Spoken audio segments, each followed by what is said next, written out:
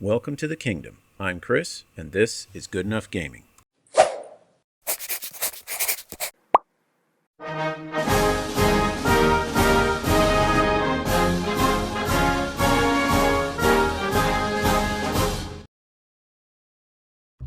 Howdy folks, and welcome back to video 4 of the series where we take a look at this very long Reddit post that asks the question, why hasn't one-page rules made a bigger splash than perhaps it already has? If you haven't already seen the first 3 installments of the video, I recommend go back and look at those just so you can see the whole thing in order, but nothing else to say is by way of introduction, so let's jump back into it.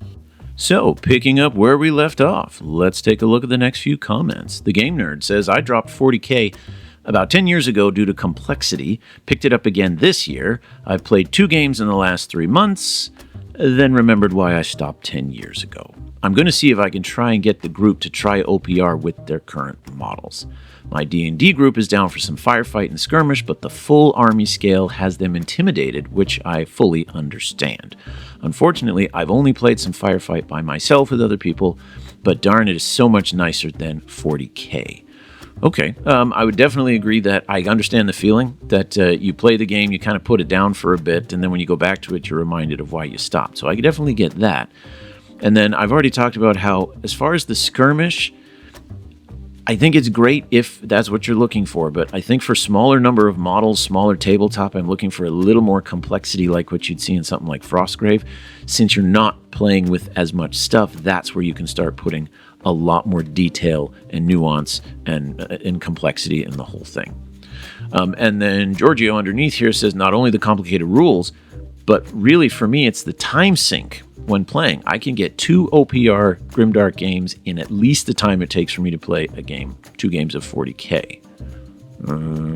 I get the sentiment. The way it's typed out here is a little bit confusing, but yeah, a 2,000 point game, at least in 8th and 9th edition of 40k, 2,000 points, 3 to 4 hours. Whereas in one-page rules, a basic rule of thumb is 1 hour per 1,000 points. So a 2,000 point game, 2 hours. So in that case, he is absolutely right. You could play 2 games of one-page rules in the amount of time to do 1 of 40k. Okay. Next commenter here. The complications are why the list building was made restrictive. Having it be super freeform like previous editions was making balance impossible because of how many different rules interactions it was creating. One specific weapon war gear combo would inevitably become the one worth taking, and then they would try and balance it out through point costs, and the unit would become worthless entirely rather than just promoting other equipment choices because the broken combo was the only reason that it was good.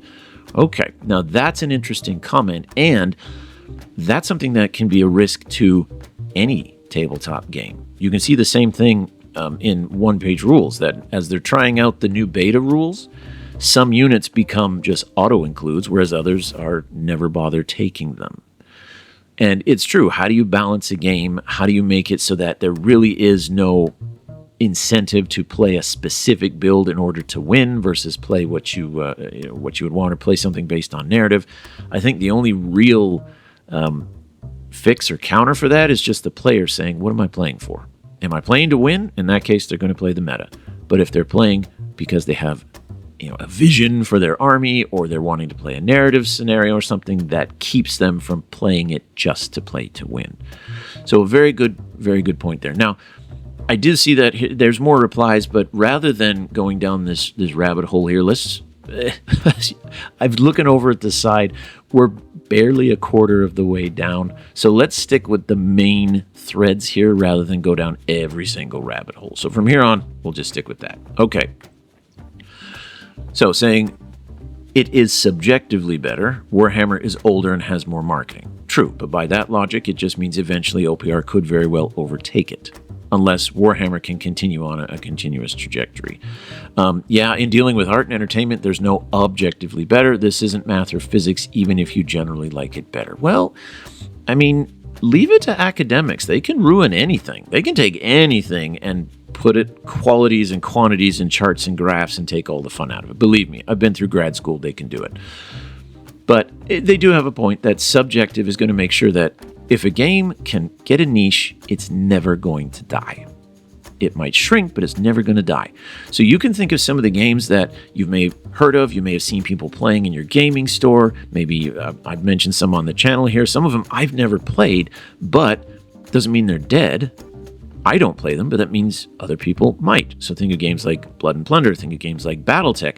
There's lots of other games that are actually quite popular because the person who wants to play wants a mech-themed game that doesn't require a 6x4 table and doesn't cost a fortune. Well, Battletech meets that need. Whereas someone else might say, no, they prefer Adeptus Titanicus because they want to stay in the Warhammer universe, because that world is where they want to play and they're willing to pay extra for it. So I definitely agree that subjective is huge when you're talking about the popularity of a game. But I do believe that you can still have objective criteria, maybe not many, but if you don't, then there's really no point in discussion because everything is subjective. And then Hashnup here, in 3 words, brings up an excellent excellent point: sunk cost fallacy. Anyone who's played 40K for any period of time knows how much time, money, effort, energy, they have put into playing the game. And to switch to something else, in a way, means you're rejecting that. You can keep the models, sure, but you can't use the books anymore. And if you've been playing at a Warhammer store, you can't play there anymore. And it's perhaps if none of your gaming group switches with you, you're not going to be able to play. So sunk cost fallacy, I think, is huge. But at the same time, because one-page rules is a lane change from 40K rather than taking another turn entirely, I think the sunk cost fallacy isn't as big a point. So he brings up, it's a legitimate point, but I don't think as big a one as you might initially imagine.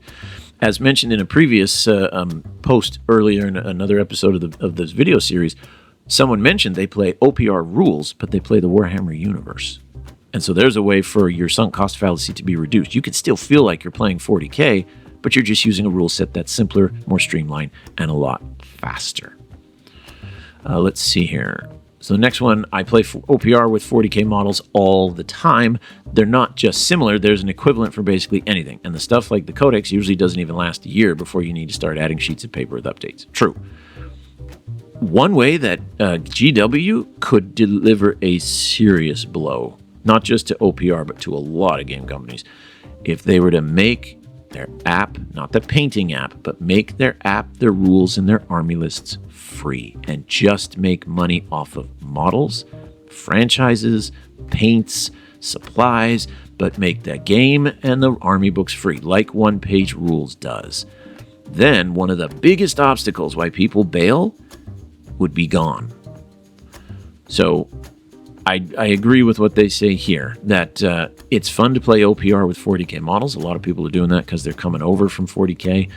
But it was the whole having to update every couple years and so many pieces of paper. Whereas even look at right now with One Page Rules 3.5, they're updating daily. And that's not an exaggeration.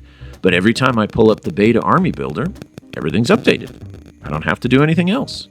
So this next post by Grand Page says brand loyalty would be his best guess. When you have years of nostalgia, emotions, money, time, effort, and product invested in a single ecosystem of media, such as Warhammer 40K, it's hard to pull yourself away. It's a shame because for the savings alone, I don't know why most people wouldn't simply transition over to OPR using their existing minis and armies. Maybe it's too easy. Maybe people like that had to earn their place in Warhammer and they don't want to give it up. I don't know. Also, getting other people to play and invest in another game is hard. If there's no interest for it where you play, you're on your own to drum it up. A lot of excellent points here. Brand loyalty, that kind of goes back to that previous post about sunk cost fallacy. That to quit something, I mean, it's almost like a divorce. And given how much people have spent on their models in the hobby, it's going to cost you about as much. Half your living, I don't know, maybe not that much. But you get the basic idea. They also bring up nostalgia, emotions, money. It's not just about a game and a hobby. You've probably had some great times playing this game, some fond memories of friends, late nights, great dice rolls, and to turn away from the game feels like you're turning away from that. So he goes on and says that the savings alone aren't why people transition over. Well, you actually gave the answer to your question at the start. It's an emotional connection, and people don't easily break that. It took me, 2 years of constantly getting upset and having that that resentment, or not resentment, but just constantly feeling like GW was stomping on me when I was already down before I said, you know what, I'm afraid your business practices have now overruled the nostalgia emotions and so on and so forth. Now, there was this response here. It's funny, nostalgia is in significant part why I distanced myself from 40K. It doesn't seem to be the thing I liked when I grew up. Without any data to back this up, I think it's the older players who share similar sentiments that make a good portion of the OPR community. Now, that's an interesting question. One thing that has never been asked in the surveys that OPR sends out twice a year, they have never asked age. They've never asked age. They've never asked gender. It would be interesting to know where that spread is. How many players went into 40K as teenagers or young adults, and when they got sick of the BS, then they looked for something similar, and that's how they found one-page rules. That's a very, very interesting idea, but I don't know if he would ever want to collect data like that. As for the models, I definitely succumb to nostalgia, as mine come from eBay rescuing out-of-print GW stuff. Oh, okay. Let's see. I don't why most people don't simply transition, probably because they don't find it interesting compared to what games they already play. Well, yeah, he did say that. If we scroll back up here, he says getting people to play a new game, to give up Warhammer, is very, very difficult, and he's absolutely right. You can't force someone to try and play a new game. You can force them to try it. Well, not force them. You can coerce them to try it. But as all of us gamers know, you only have so much time in the day, week, and month. And if you've already got a couple games you play regularly that are scratching your itch, someone coming along saying, hey, try a new one, that's tough. What you have to do is catch them when they're in a moment to be listening. So when the game they've been playing every month for years and years and years suddenly starts letting them down, that's when you can say, do you want to try something new? And as for new players coming in, that's where this physical presence problem comes in. So there's got to be something there as well. Okay, this. All right, this. So, Enchilion says, my 40K armies are 90% 3D printed anyways, but when looking at OPR, I just find the data sheets kind of boring and samey. It's missing those unique rules that make me interested to get new models on the table. 40K has plenty of problems, but it's not boring. No, I never said 40K was boring. What's boring is the waiting an hour while your opponent takes his turn. That's boring. But he does have a point here. That, and this is what the OPR 3.5 beta is trying to fix. That too many of the rules seem too similar, and you're basically playing, there's a half dozen armies just with a half dozen skins. But that takes time, because if you start making huge changes to try and make things fluffy and flavorful, you could end up breaking your game. Just look at how often the 3.5 beta has changed. So he has a point here that Warhammer has developed rules that make armies feel unique. One-page rules gets that, and they're trying to address it. All right, moving on here. The next poster says, these rules to Warhammer didn't get complicated on accident. They're complex on purpose. A lot of people really like that. Warhammer is very expensive to get into. And if you spend a baseline $200 on some miniatures, if you spend $200 on miniatures, you have a combat patrol. You want to get your money's worth out of the rules too, and complexity gives you a lot of room to learn while not playing. You can spend a lot of time reading and planning and strategizing for fun, even when not playing the game. That's part of the fun for a lot of people, and why OPR would never replace it for them. For me, I love OPR because I'm a models guy, and I can have my friends come over and pick up some models they want to play with and teach them a game quick. But I love the esoterics, interesting choices to be made in Warhammer 40K. Okay. Where I would agree that yes, when you spend money on something, you want to get your value. But to me, complexity doesn't necessarily mean value. If I spend, using the example here, $200 on a model, and then I have to spend hours studying the book to learn how to use them, or I get stomped in my first 6 games until I remember all the rules, that doesn't seem to me like I'm getting my money's worth. What makes me feel like I'm getting my money's worth is I'm able to use the thing I purchased. So if I buy models and I play a bunch of games, I'm using the models. If I buy a ton of models, but the best I can ever do is read the codex, I'm not getting anything out of it. I do enjoy the hobby side, but I don't need to buy super expensive models to enjoy the hobby side. So I do agree with him that there is, this connection between time and effort and wanting to use it, but I don't agree that you get your money's worth out of the rules the more complex they are. You can have complexity without being overly complex, but still. All right, moving on. We'll do one more here. I posted a really grumpy response to the original poster that I'm sure I'll regret later after it gets a zillion downvotes. Well, we'll get to it at the end then. Your response is a much more positive way of saying a similar thing, so I guess I'll echo and upvote to redeem myself. GW has some questionable business practices, but their models and lore are outstanding, and their games are really pretty great, all things considered. The complexity is daunting, the constant rules points changes can be exhausting to keep up with, and it can certainly be frustrating to deal with the sweaty tryhards bending the rules to their advantage, but GW has decades of experience building thematic, immersive, and strategically rewarding wargames. They do! But they're not run by gamers anymore. GW is a corporation, a blue-chip corporation. Their decisions are now made by Harvard business executives who don't paint models and don't play games. They hire people to work under them who do, but in the end, they're just looking at shareholder profits, bottom lines, revenues, stock reports, numbers, and not numbers like stats and saving numbers. Whereas OPR does. So I agree with most of what this guy says about their business practices, their models, their lore, their games, their setting, yes. But I think what's happened is that's what they had to build Warhammer 40K.